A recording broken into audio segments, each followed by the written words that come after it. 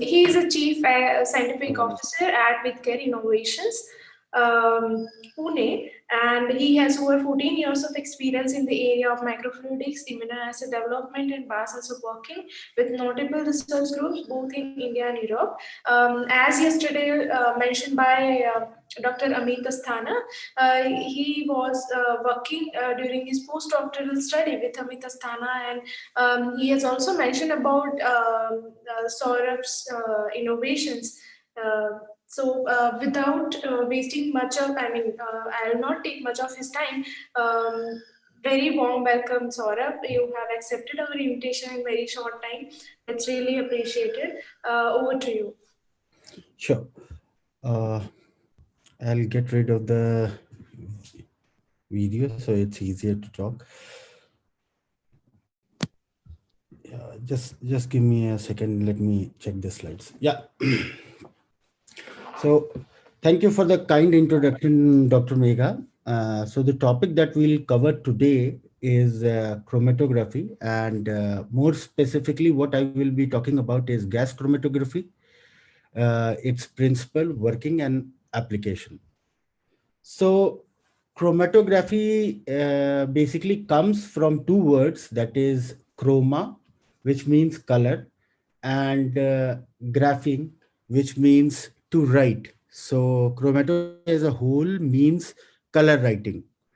This technique was first carried out by a Russian botanist, Michael Short, in 1903, where he did an experiment where he eluted a petroleum ether extract, petroleum ether plant extract on a column, which was filled with a stationary phase, calcium carbonate, and he used liquid hydrocarbons as the mobile phase.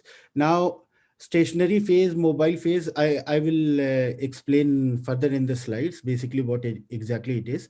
So what he found was that he separated three components. First component was xanthophyll, which was yellow in color, then carotenoid, that was orange in color, and chlorophyll, that is green in color. So this is how it all started. So if you talk about definition, then chromatography is basically a purification and analytical technique. Let's give an example. Suppose you have a sample which is made up of different components, two or three components, and what you want is to isolate or extract these components separately from it. Then the technique that you will use for this separation will be chromatography. Now, if we talk about the really the IPAC definition, then chromatography is a technique for separating mixture into their components to analyze or to identify or to purify and or to quantify the mixture or component that are present in the mixture. So if you have to isolate different components that are present into a mixture, then you can use chromatography technique. This technique can also be used to quantify how much the amount of a particular component in a mixture of component is present. You can use it for purification, you can use it for analysis, you can also use it to identify. Then basically these components to be separated are distributed between two phases, that is the stationary phase and the mobile phase. The factor effective on this separation process includes molecular characteristics related to absorption, that is liquid solid, then partition, that is liquid solid, and or affinity or differences among their molecular weight. So the basic terminology that we'll be using during this talk or in chromatography as a whole is first one is mobile phase. So mobile phase, as the name suggests, a solvent that flows through the supporting medium or the solid phase or the stationary phase, which is responsible for the separation. So it is basically mobile phase is a carrier which takes your sample and goes through the supporting medium to get it separated. Now, stationary phase. Stationary phase is basically a layer or a coating on the supporting medium that interacts with the analyte. So it interacts with the analyte and helps it to separate depending upon different properties, like for example their size or their physical properties, like boiling point for example.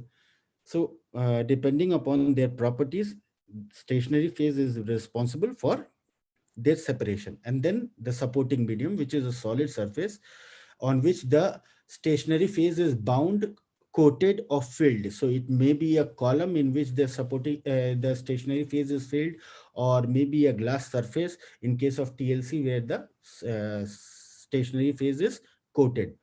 So then apart from that, one important thing is retention time.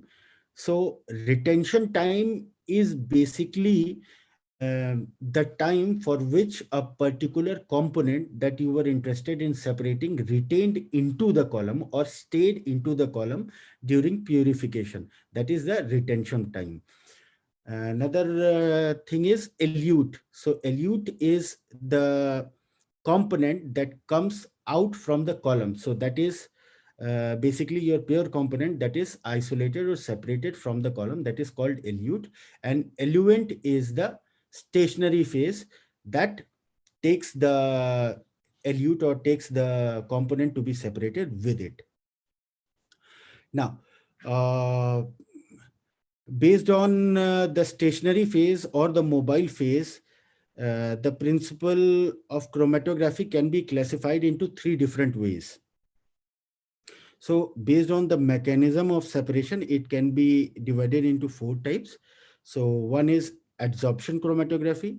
So adsorption chromatography works on the principle of adsorption. Here, the analyte molecule adsorbs on the resin or the stationary phase, like for example, affinity chromatography or high performance liquid chromatography, that is HPLC. Then the second one is partition chromatography. So in partition chromatography, the separation is on the basis of sample partition due to its solubility in liquid mobile phase. So how good the solubility of a component is in a liquid mobile phase, due to that, the on that basis the partition chromatography works. Then next one is ion exchange chromatography. So in ion exchange chromatography, there is basically a exchange of ions. That is, ions are attached to the resin or the stationary phase, and the ions in the sample or analyte or the mixture of component uh, is basically to be isolated, is replaced with these ions which are already present on the resin, on bound on the resin, and they are replaced with them, and it attaches itself to it. So that is ion exchange chromatography. Now the fourth type of chromatography is size exclusion chromatography. So in size exclusion chromatography, the separation is based on size of the component. So the mixture of component that you have, so depending upon the size of each component, the separation will take place. It is also called as gel permeable chromatography, as it's mainly used when you have to separate or isolate conjugates from the mixture. So that is this. Then similarly, uh, classification can also be done on the basis of mobile phase. So depending upon what kind of mobile phase, there is classification of chromatography that can be done on that basis. So in that, mobile phase can be liquid, or it can be gas, or mobile phase can also be supercritical fluid. Now, solid mobile phase is not possible because that will not act as a carrier, or it will not flow. So now in liquid chromatography, the mobile phase that is used is liquid, as the name suggests. For example, all the normal kind of chromatographies, reverse phase chromatography, hydrophobic interaction chromatography, hydrophilic ion exchange, FPLC, and so on. I mean, then the gas mobile phase chromatography. So in this, gas is used as a mobile phase. Example, gas chromatography. Then the other critical one is supercritical fluid mobile phase. So here a supercritical fluid is used as mobile phase. Now, what is supercritical fluid? Supercritical fluid is a substance above its critical temperature and critical pressure. It is liquid. Before that, it's gas, and then above its critical temperature and pressure, it's liquid. So here in this case, no distinct liquid or gaseous phase exists. So it's always in equilibrium, and it's basically a combination of both. Now, the third type of classification that we have is on the basis of shape of the chromatographic bed. So, chromatographic bed here is basically the chromatographic container, the column where the resin or the stationary phase is present or immobilized. So it could be a column, or it could be a glass plate, or any other plate. So these are also three types. One is planar. So in planar, basically the resin or the separation bed has so here the separation has to take place on a planar surface. For example, paper chromatography. So what happens here is, on a plane surface, the stationary phase is coated or bound or immobilized, and that act as your separation bed. So, example of this is paper chromatography, where liquid molecules are dried on planar surfaces. So your liquid molecule are basically a mixture of plant extract or something like that, which is your mixture of component that you want to separate, and those are dried on a planar surface, and then those are eluted with the help of different polar and non-polar solvents. So usually the material, the stationary phase that is used in this case is silica gel, which is immobilized on a glass or aluminum surface. Now, next is column chromatography. So in column chromatography, the stationary phase is basically packed or filled in a column. For example, ion exchange chromatography, or hydrophilic hydrophobic interaction affinity chromatography. So there are different examples. Then column chromatography can also be further subdivided into two types. So one is packed column chromatography, where packed columns are used like HPLC and affinity. Whereas the other one is tubular column chromatography, where tube-like structure or coil-like, non-coil-like structures are used, like we'll see in this case of so now we let's see what are the different types of chromatography. So one is normal phase chromatography. In normal phase chromatography, the stationary phase used is polar, while the mobile phase that is used is non-polar. Next is reverse phase. So reverse phase is basically the opposite of normal phase, which means stationary phase is non-polar and mobile phase is polar. So as a whole, uh, this is the principle behind chromatography, is that it's a physical method of separation that distributes component to separate between two phases in a definite direction. And the substances that are separated are based on their differential distribution between the two phases.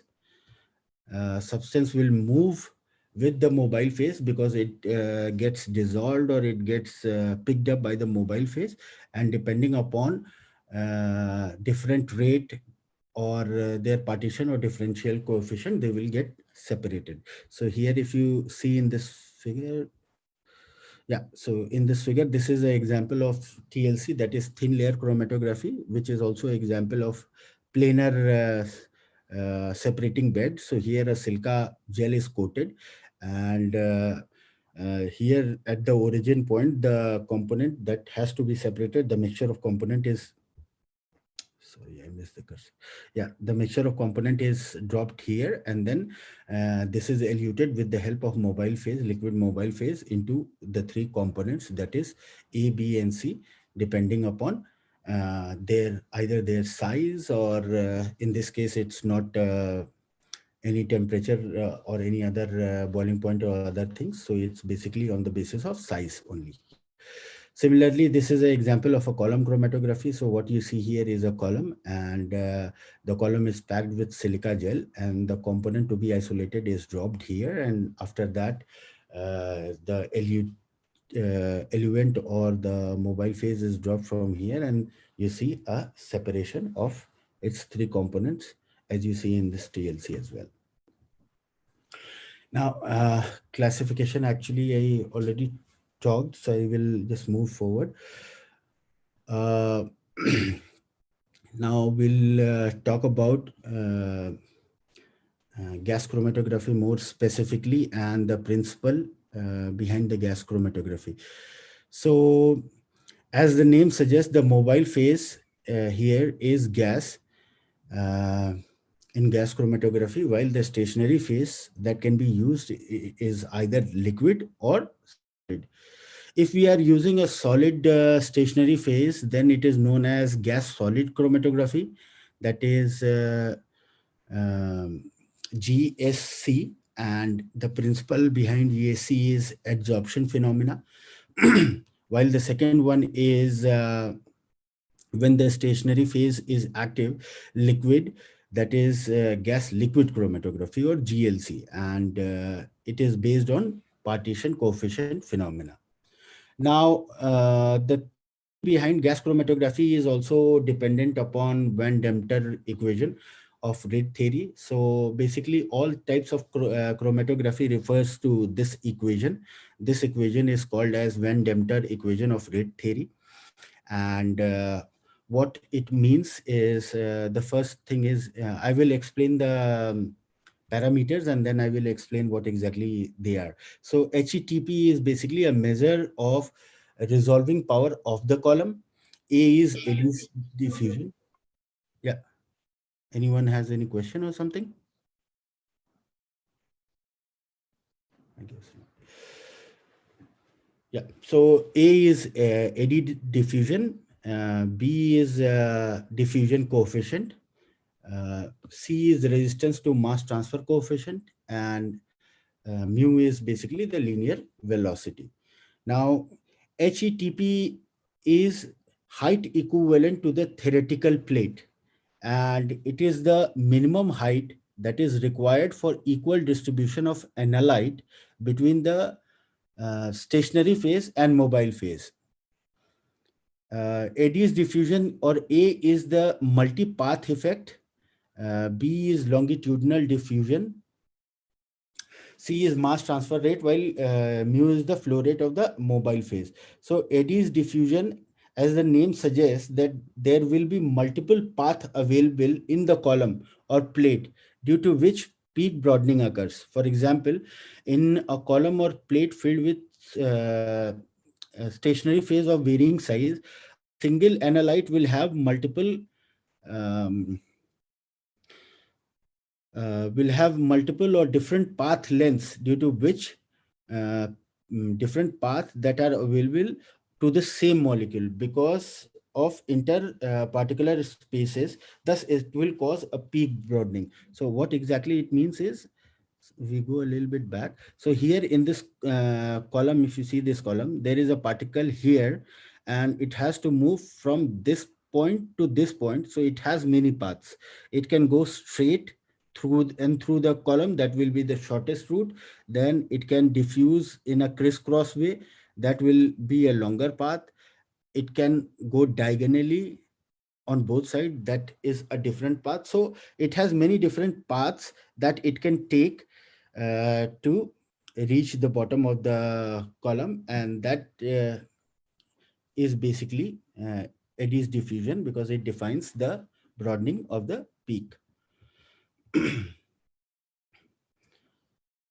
uh, so this particular phenomena does not happen is in gas chromatography, because gas has a tendency to always choose the shortest path to the endpoint. Now, uh, then next we have is longitudinal diffusion. So in longitudinal diffusion, the mobile phase is diffused longitudinally, thereby causing turbulence effect. And there would be higher concentration of solute in the middle, when while lower concentration will be at the edges. So basically, when there is a flow, most of the molecule will flow from the center of a tube, while a little bit will go to the side, and hence the concentration of the solute will be larger in the center, whereas it will be lower at the side or at the edges of the tube. So in liquid phase, the diffusion is less, but in gaseous phase, the diffusion is more, as the gas takes the shortest route. So um, because of gas taking the shortest route from one point to other point, so it will choose the center path to have a shortest way, and that's why in longitudinal diffusion, the concentration in the center will be higher compared to the uh,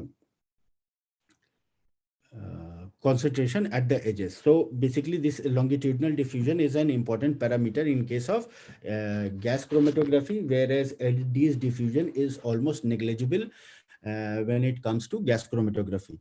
If you talk about other chromatographies, like for example HPLC, in HPLC longitudinal diffusion is negligible, whereas this eddy's diffusion or multipath effect is dominant, because in case of HPLC, the solute tends to does not have the binding to take the shortest path, because it could be it will be a liquid or a solid component that you want to separate.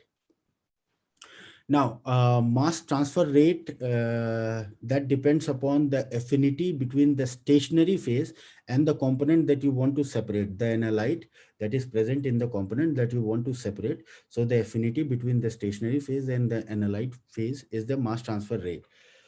Affinity between the mobile phase and the analyte, as well as the flow rate of the mobile phase, these all uh, in together constitute the mass transfer rate. Low flow rate gives good separation. So if you have a low flow rate, then it will give you a very good separation. Whereas if you have a very higher flow rate, then it will give you a fast separation. So what is the difference between a good separation and a fast separation? So in good resolution, you will find all the components separately, but it will take a lot of time to come out. For the whole purification process to complete, it will take a lot of time. Whereas in fast separation, the separation will be very fast, but all the components will not be completely separated. There could be intermixing of components.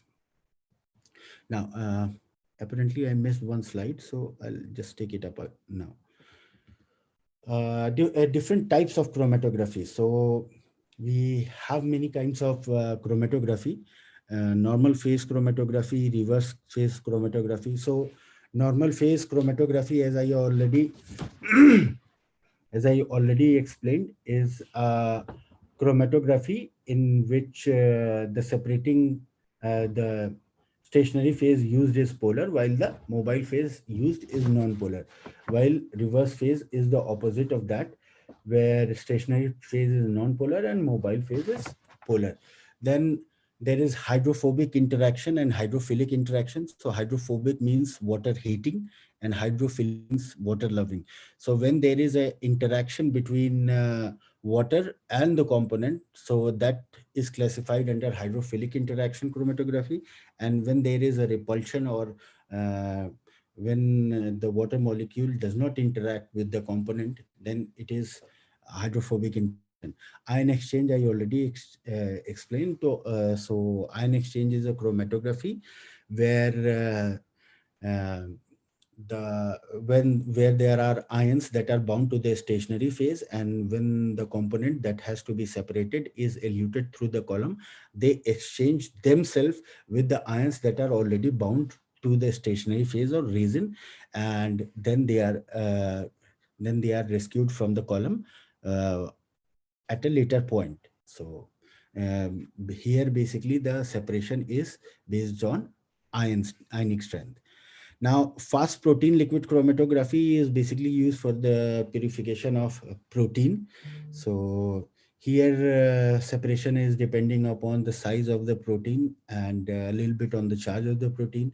Similarly, size exclusion chromatography is also used for uh, separation of component which have significant difference in their sizes. Affinity chromatography is the basically used in case of antibody purification. Here, a particular analyte that has an affinity for the component that has to be purified is immobilized onto the column, and then the component containing the molecule of interest is passed through it. So they form an interaction with the stationary phase due to affinity, and that's how it is isolated. Supercritical fluid is basically for the isolation of um, so supercritical fluid is, as I said earlier, it's basically when you have to separate some components which has everything in the similar range. So everything I mean is like, for example, their size is in the similar range, their boiling point is in the similar range. So then this will be utilized because it will take into consideration multiple parameters, and then on that basis it will do the separation. Gas chromatography we just talked about.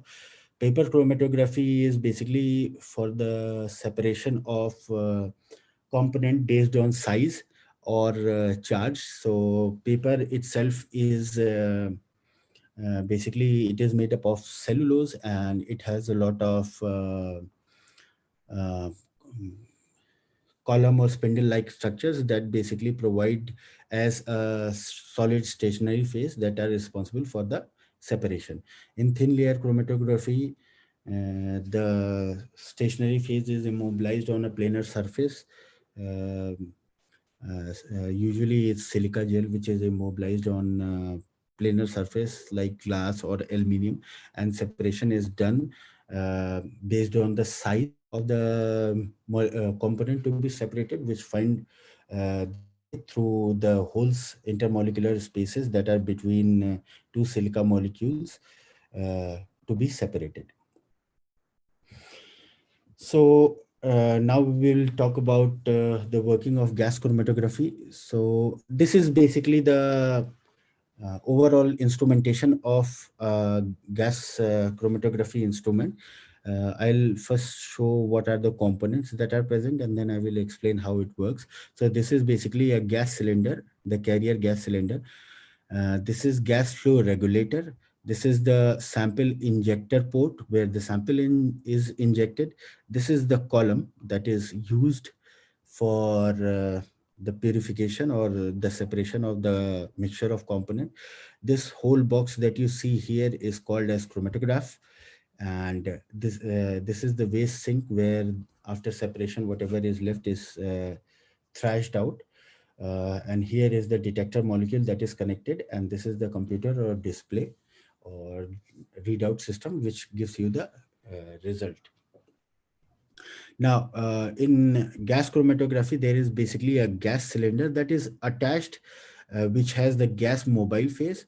The uh, the property of this gas that is used in this chamber as a mobile phase is that it should not react with the sample that you will inject here, the sample or the component that you want to separate or purify.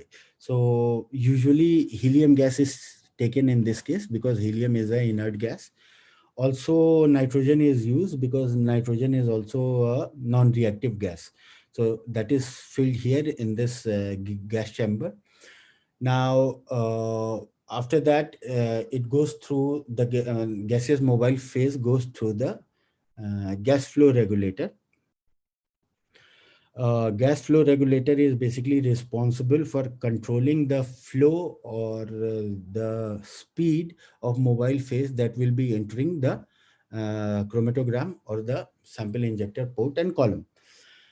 Now, after that is this sample injector port. So this is the port where your sample is injected. Now, uh, in this case, basically what we choose as a sample is something um, which can easily be converted into gas without losing its property. So if there is a component that you want to separate, which on high temperature, that is when you convert it from solid or from liquid to a gaseous form, does not lose its property, that can be used for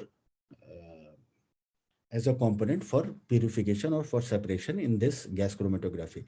Now, the temperature of this injector port is very high, and this is very high because as soon as you inject the inject the sample, it should be converted into gaseous phase such that it can interact with the gaseous mobile phase that is coming from this gaseous chamber here at the junction of at the starting of the column. So here it gets reacted and and then it enters the column. Now this is the column of gas chromatography. It's basically a coiled column type, and usually the length of this is around 15 to 30 meters, and it's a coiled structure.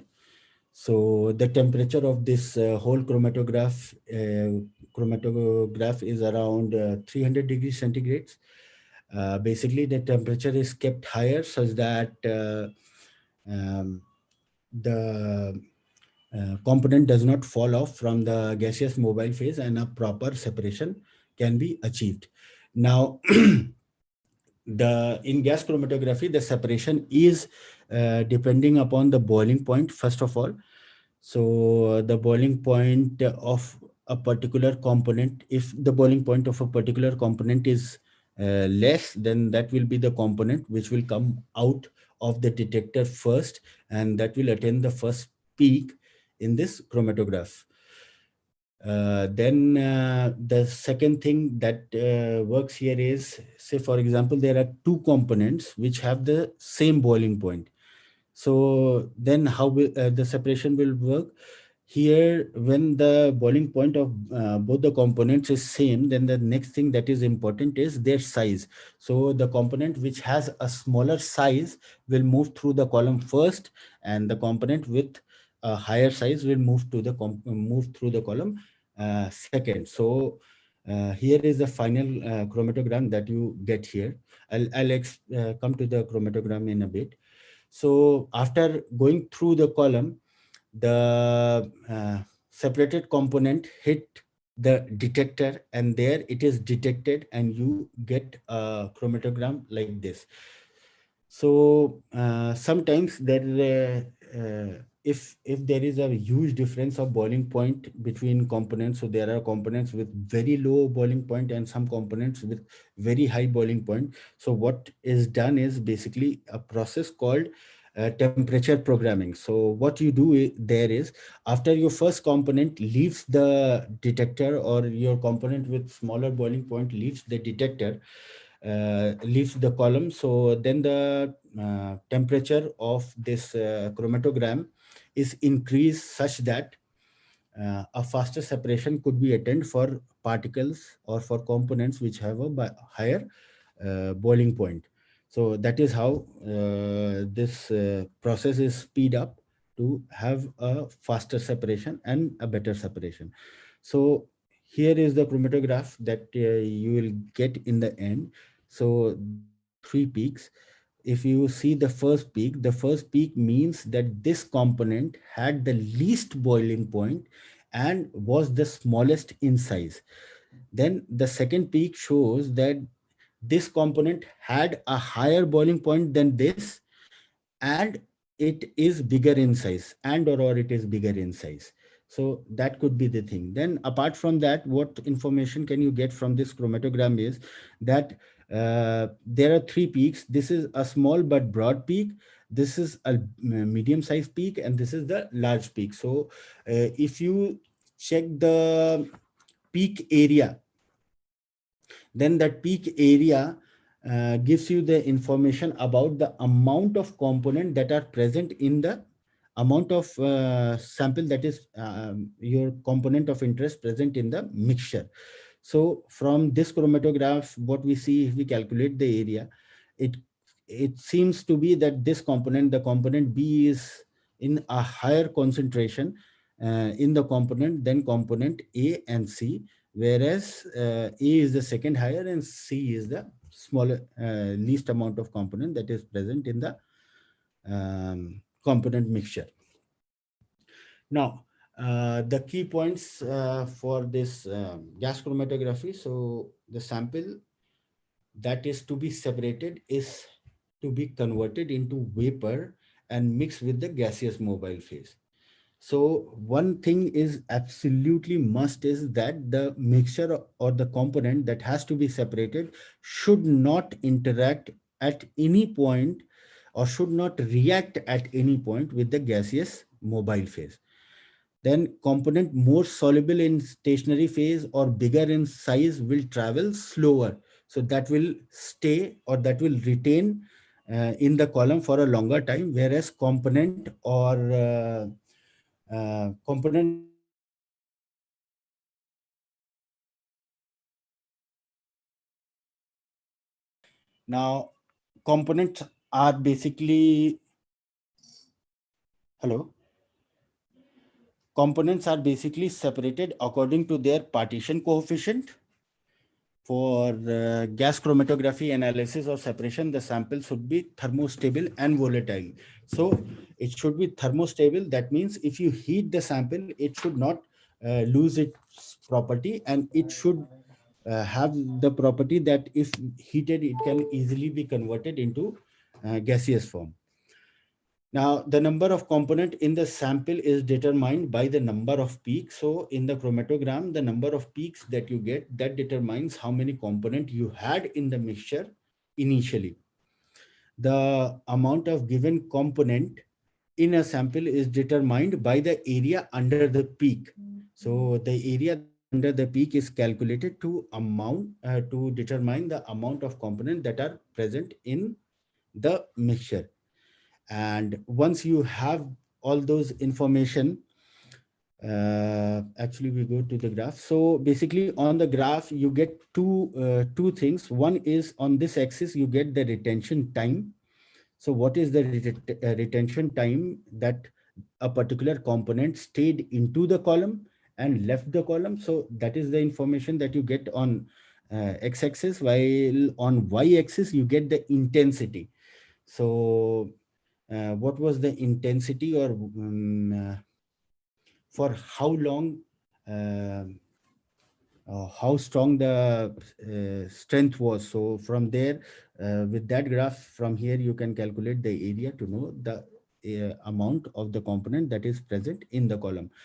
So based on the retention time, there is a reference chart. So the particular retention time that you received, you cross check with the reference chart to identify the exact component that you have isolated on your column. So the identity of the component can be determined by the given retention time by cross referencing it through the reference column.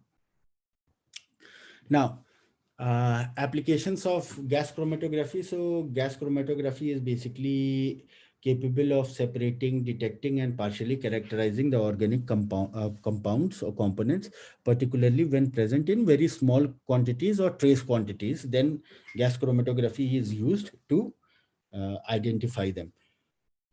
Now, quantitative analysis, retention time, and volume are used for identification and separation. So you can do quantitative analysis with this, then checking the purity of compound. So comparison of a chromatograph of a sample with a standard chromatograph will give you information about the purity of the compound, how pure the compound is. Then quantitative analysis. So by measuring the peak or peak area and peak height, you will get how much component is present in your mixture. And that's why this is basically used as largely used in the case of analysis of drugs and their metabolites. Now, uh, one more thing. So basically, um, uh, what you can also do with gas chromatography. So depending upon the application, what exactly you want to do, you can use different kind of detectors for gas chromatography. Like for example, mass spec. You can use mass spec for exact identification of the component that is coming out from your gas chromatograph, gas chromatographic column. So that thing is called as GCMS, that is gas chromatography mass spectrometric in combination.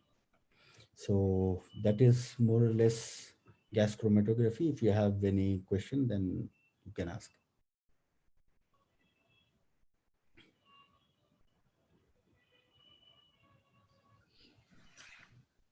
So students, now you can discuss or ask your queries. Sir, can you explain one more time about HETP? Yeah.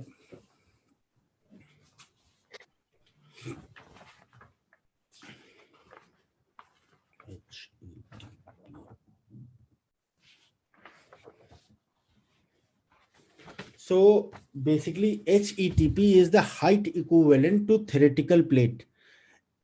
Basically, it's the minimum height that is required for equal distribution of analyte between the stationary phase and mobile phase. So, say for example, you have a plate. So, what is the minimum distance that is, or minimum height of that plate, which is required for an effective separation of different components on that phase, on that plate, between the stationary and the mobile phase. You getting my point? Yes, sir. And sir, one thing, which is the most commonly used detector, sir, for gas chromatography?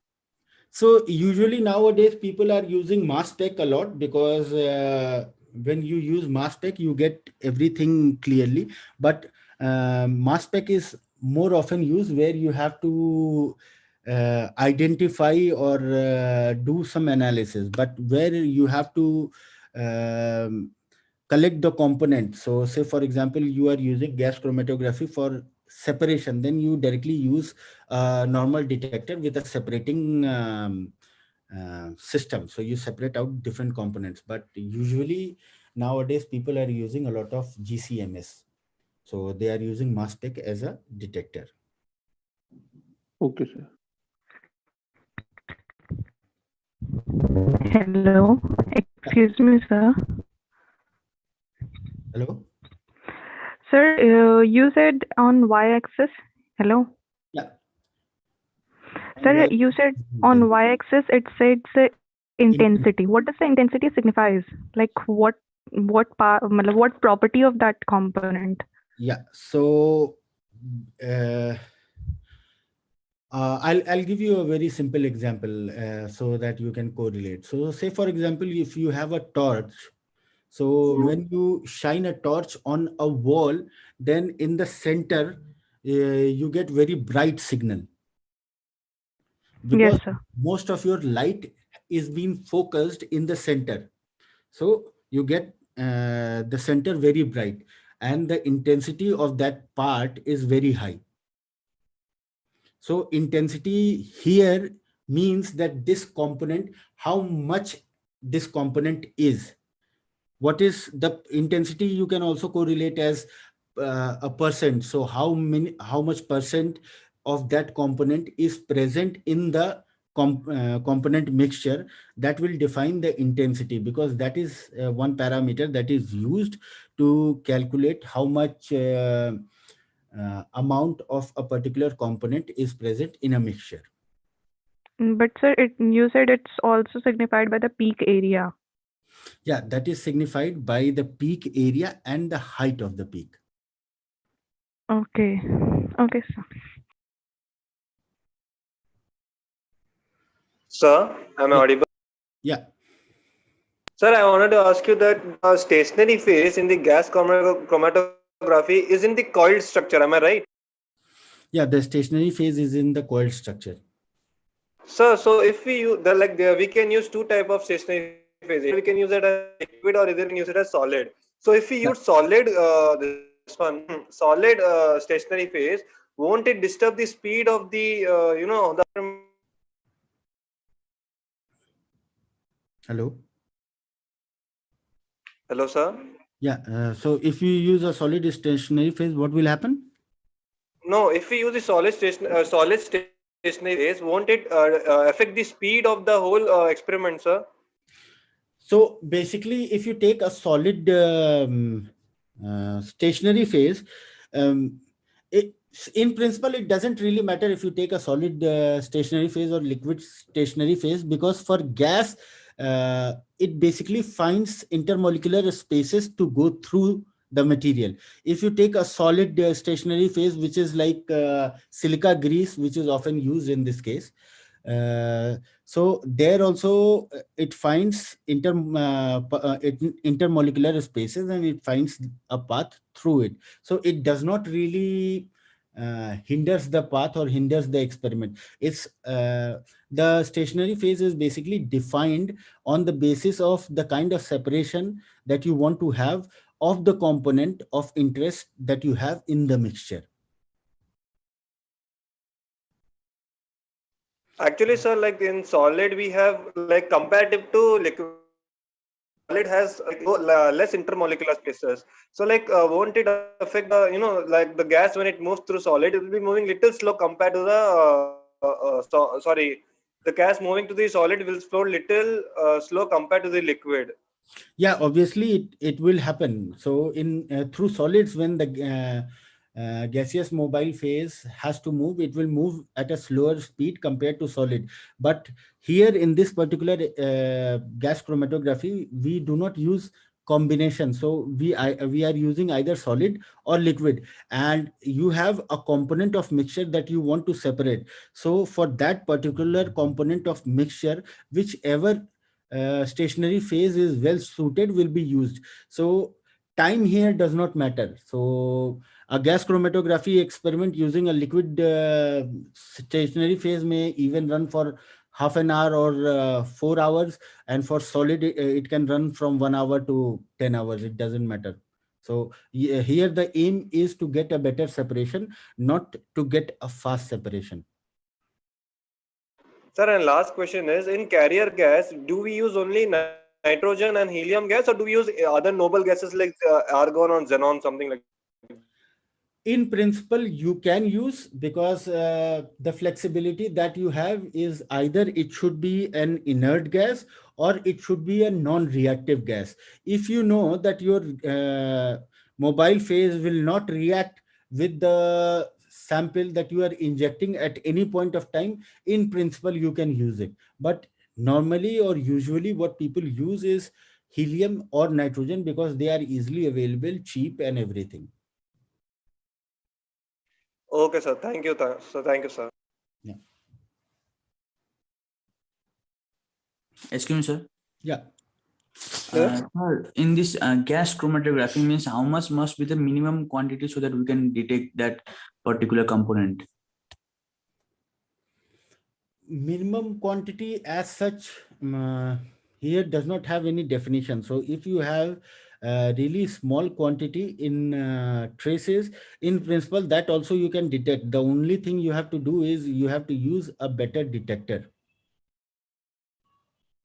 Sir, means like if I will take a sample from some air sample of some places and I put over there, like some of the component are there which are very much my miss in very much less in concentration, and I don't even know their composition, then can I use it or not?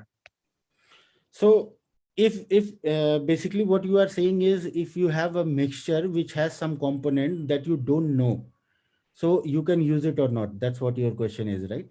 Yes, sir. So basically, you can run it on GC, and whatever chromatogram you get from the retention time, you can cross check it on the reference chart. If that component is been already identified, you will see it on the chart. Otherwise, if that is not there, it's a new invention. You found a new component. Okay, sir. Thanks, sir.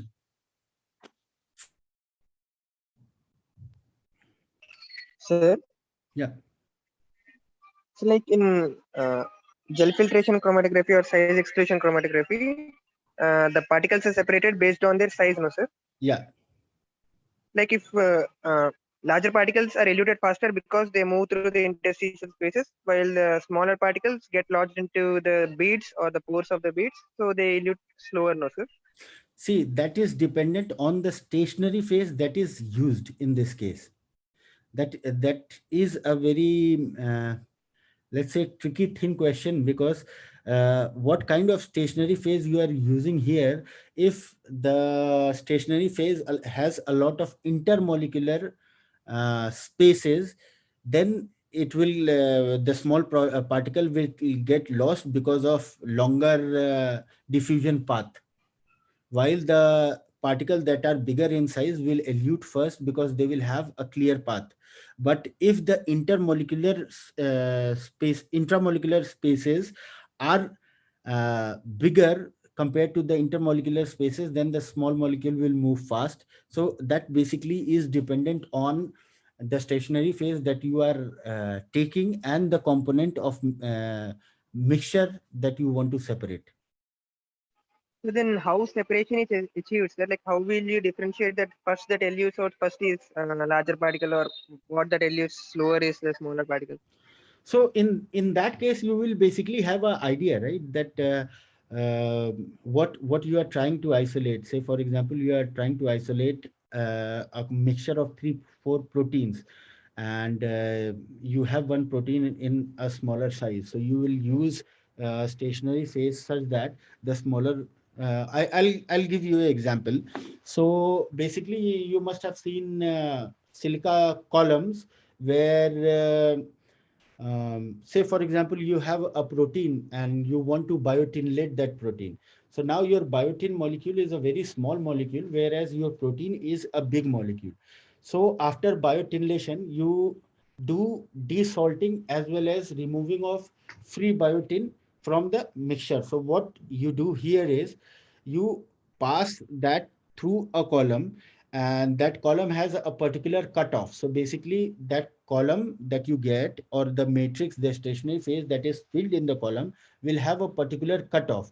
So that column also has a particular cutoff for a protein of 10 kilodalton. So any protein that is bigger than 10 kilodalton will pass out through the column first, and the biotin molecule, which is a very small molecule, gets stuck into the intermolecular spaces in the stationary phase. So that is eluted at a much later time. The retention time of this molecule will be higher. So your protein, which is a bigger in size protein, will come out faster. Say for example, your protein that you want to biotinylate is around 15 kilodalton, whereas there is one more protein in the system which is around 25 kilodalton. So the protein that is 25 kilodalton will come first, then your 15 kilodalton protein will come, and after that, if you elute a lot, then your biotin will come in the end.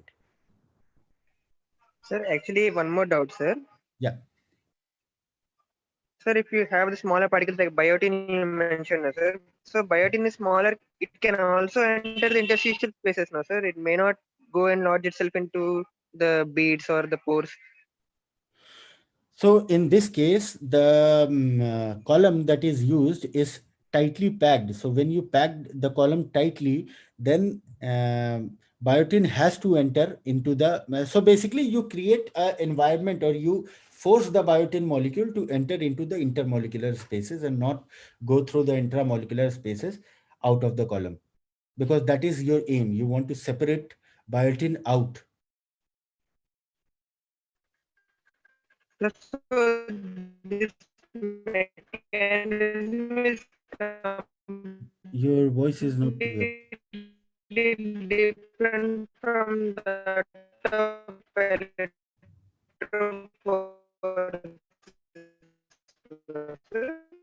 Hello. like where you use agarose. Yeah, can you repeat your question? Your voice was not clear. So like this procedure is completely different from electrophoretic procedure. If your voice is not clear, can you write down in chat Yeah, box? maybe you can type it out in chat box. Sir, like this procedure what gel permeation.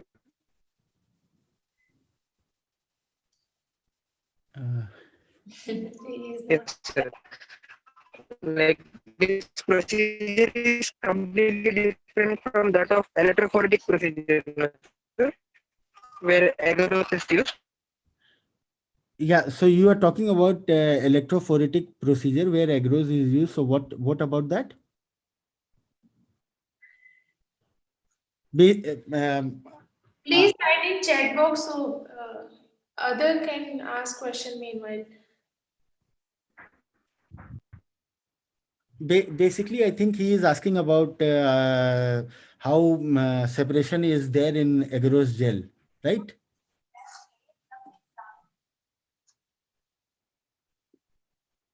Nikhil? Aditi, you can ask. I think Nikhil is typing in chat. Okay, ma'am. Ma'am, actually, I want to ask, the columns are made up of which material that it can retain up to 300 degrees Celsius? Yeah, so basically in gas chromatography, columns are made up of either glass or metal. So not every, first of all, not every gas chromatography goes up to 300 degrees Celsius, because that is the maximum temperature for a gas Yes, sir. chromatography. Can you hear me, sir? Yeah. Aditi, you got your answer? Sir, metal, which type of metal? Yeah, so you can use basically alloy, you can use steel. There are various metals that you can use which can retain high temperature. So depending upon the type of temperature that you want to use, you can choose a column accordingly. Okay, sir, fine. When you buy a gas chromatography, actually you get a variety of columns, and there are a lot of columns that are available in gas chromatography. So you can choose according to your experiment what kind of column you want to use for your particular experiment. Okay, sir.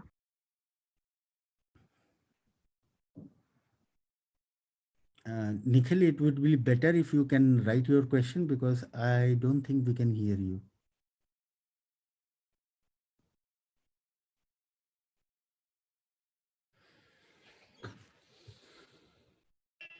Sir, can you hear me right now, sir? No, still your voice is not clear.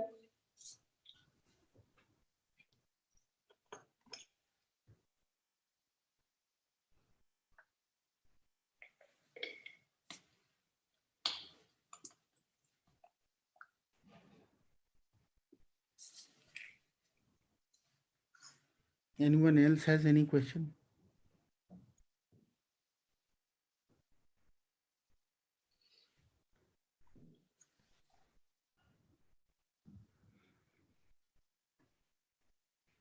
Nikhil, are you typing your question?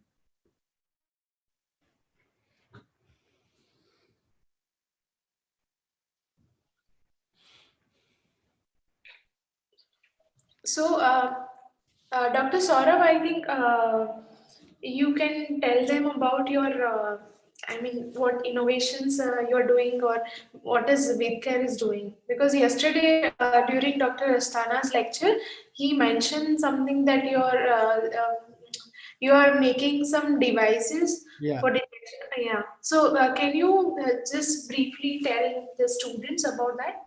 Yeah, sure. Just give me a second. I will maybe open that presentation, and then it will be much more easier for them to understand. Sure.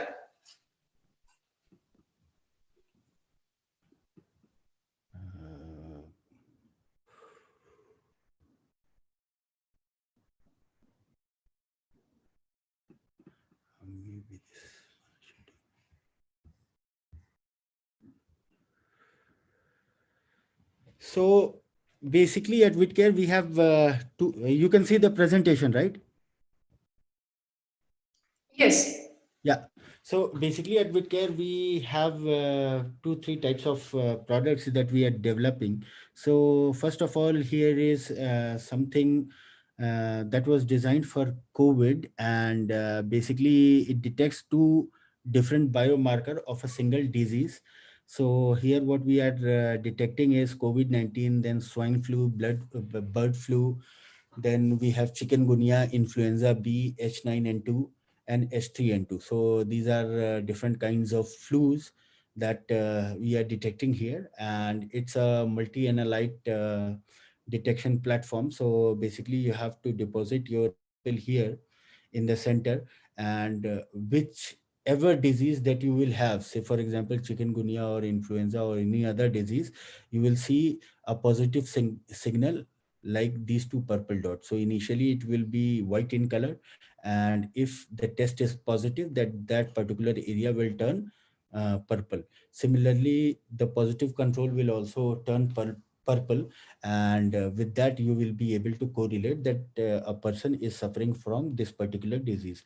So that is one work where we are developing a panel, and this is a quantitative measurement. Basically this was for time when COVID was new, and people didn't had anything to detect what kind of flu or what kind of disease they have. So this was developed for that, and to show you some real results. So this is some real result where here it's a control, you don't see any signal. This is a control where you see, sorry, this is first test where we have a concentration of around 10 MIU.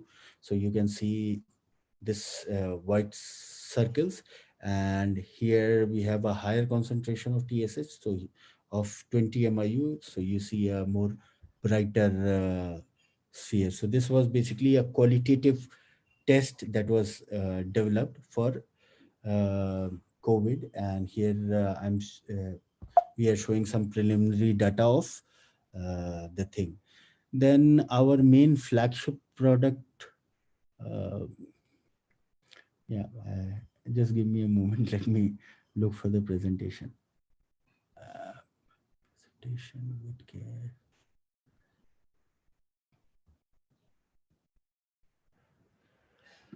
Uh,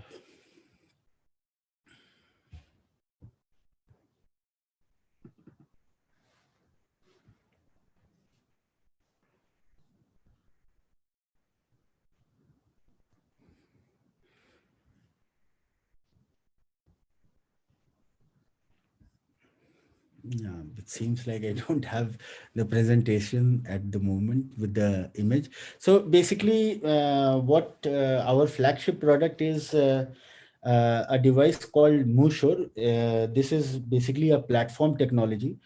And why we are saying that this is a platform technology is that you can use that same device for detection of any kind of immunoassay. And the main USP of this device is that you do not require any instrument for the measurement. It's a complete instrument free detection. uh, it is very okay, here it is. So this is the Mushure platform. So what you have to do is you have to put a few drops of blood here. All the processes will take place here, and you will get a simple readout in the form of a thermometer reading.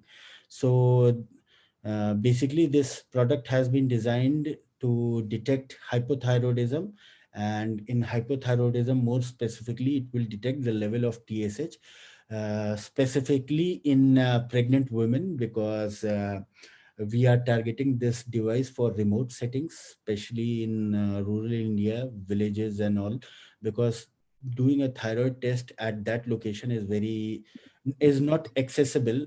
It usually takes around 2 to 3 days to get the sample. Sometimes you often have to travel from really remote areas to urban settings to give your sample, and then you have to travel back again to get the results. So basically, you have to travel more than two times to get the result and the doctor's prescription and medicine for your treatment of thyroid. Now, thyroid is a disease that is responsible for abnormal birth, growth, and fatality in case of pregnant women.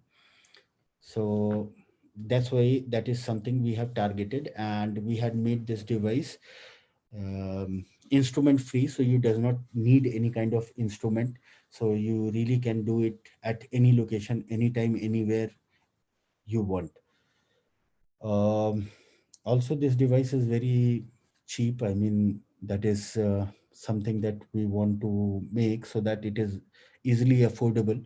And usually with government of India's initiative, these devices are distributed in uh, rural part of India. So that is another device. Then apart from that, the vision of the company is basically maternal and child health. So after that, another device that we have is basically for beta HCG. Beta HCG is a biomarker that is present in pregnancy. So we use that biomarker for detection of acute pregnancy and how the pregnancy is being uh, how it is growing. So basically, if there is any kind of problem or anything, we'll know it by the levels of beta HCG. So those are the 3 4 main products that we have at the moment.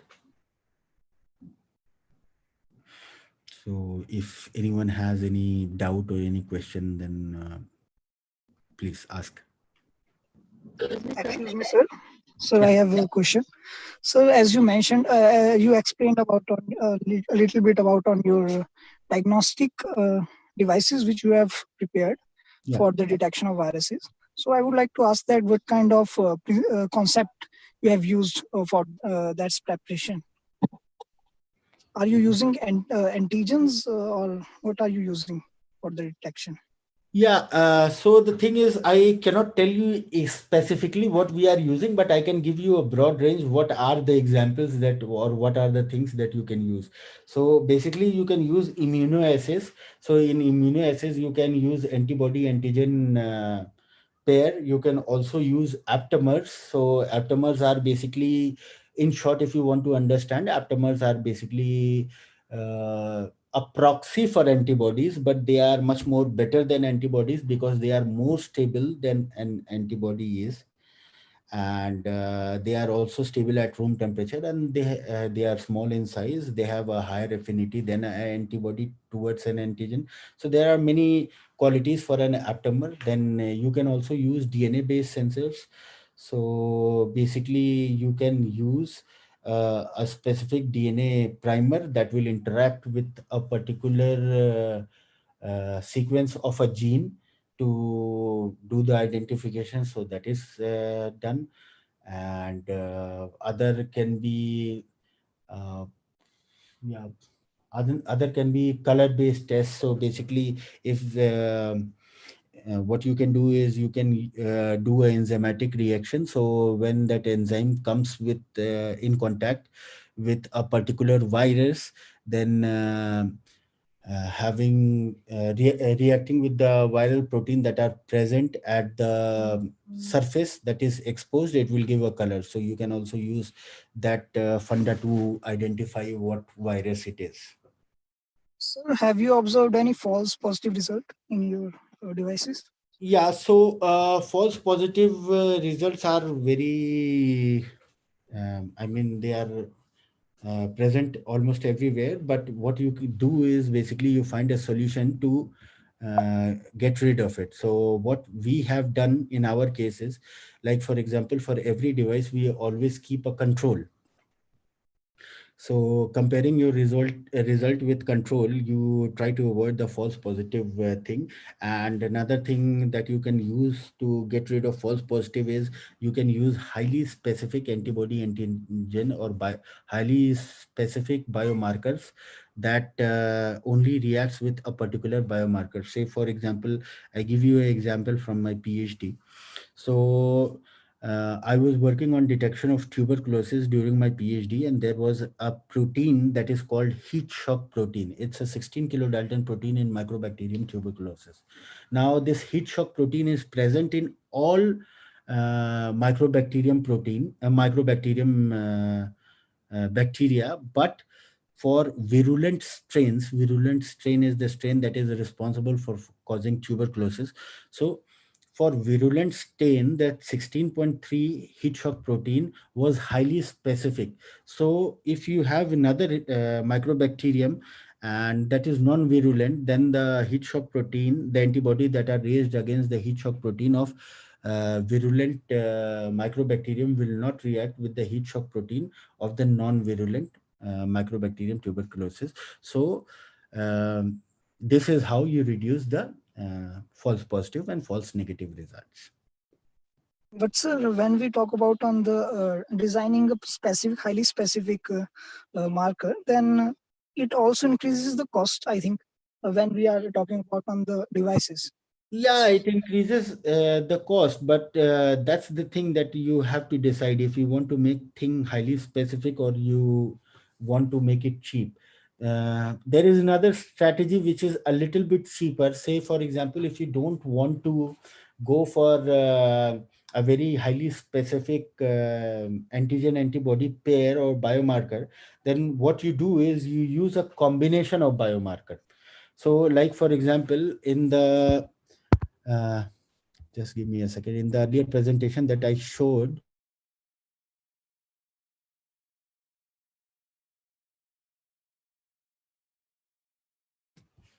just a second, let me open it so it will be easier to explain. Yeah, so here in this case, why we are using two different biomarkers is because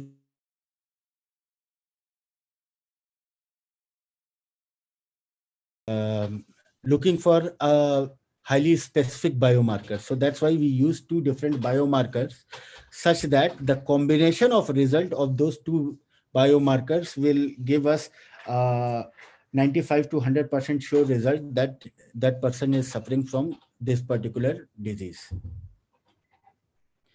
So when you don't want to identify new biomarkers, then you use a combination of biomarker that will give you the same level of sensitivity and specificity. Thank you, sir.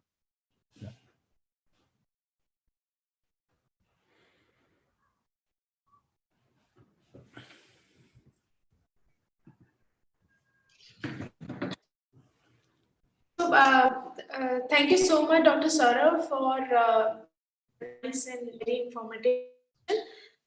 And we look forward for your support and contribution in future workshop. Sure. Thank you.